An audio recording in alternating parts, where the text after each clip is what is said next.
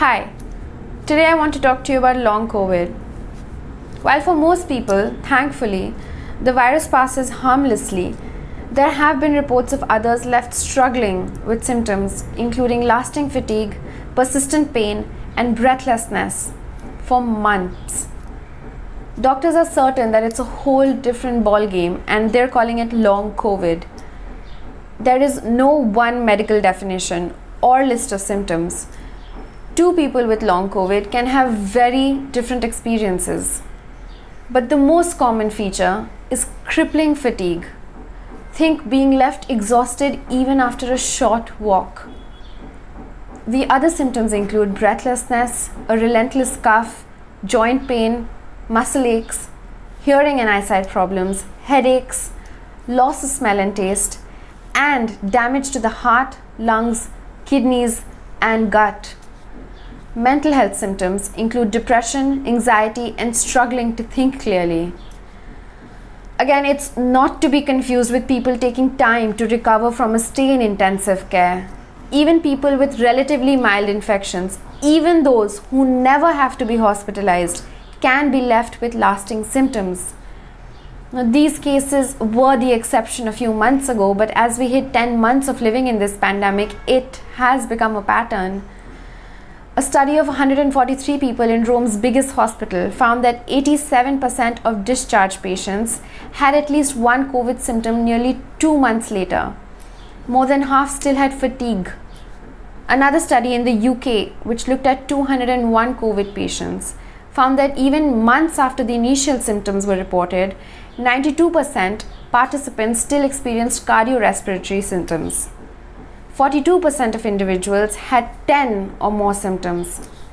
And worryingly, the study found significant evidence of heart, lung, liver, and pancreas impairment 4 months post-COVID-19 in young people without any risk factors or pre-existing disease before they got COVID. America's Center for Disease Control has also acknowledged that at least 35% of those surveyed had not returned to their usual state of health. Now, why exactly COVID plays out in this prolonged manner is, in some people, is still being investigated. There are a few theories. The virus may have been cleared from most of the body but continues to linger in small pockets. Another theory is that the immune system does not return to normal after COVID and this causes ill health. Or COVID-19 is altering people's metabolism. Some cases of people developing diabetes as a result of COVID have been reported. And this isn't new, we know that SARS led to changes in the way the body processed fats. Then there are newer theories. Could COVID be changing the brain structure? We don't know, but we have to talk about it. This is crucial because India is oscillating between COVID care and COVID cure. There is almost no discussion or policy for post-COVID care and lakhs are sick at home. And now a government-appointed panel has concluded that India is past the peak and that the outbreak may be controlled by Feb end 2021.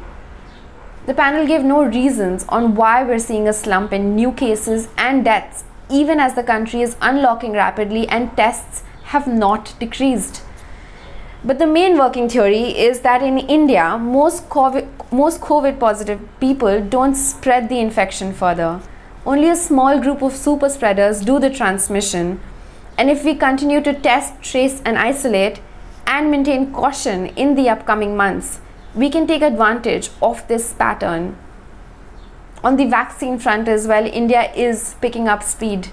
Serum Institute of India, which is working on the Oxford vaccine here, has said that they will be ready with 60 to 70 million doses by December. And with 3 months for licensing, they should hit the markets by March next year.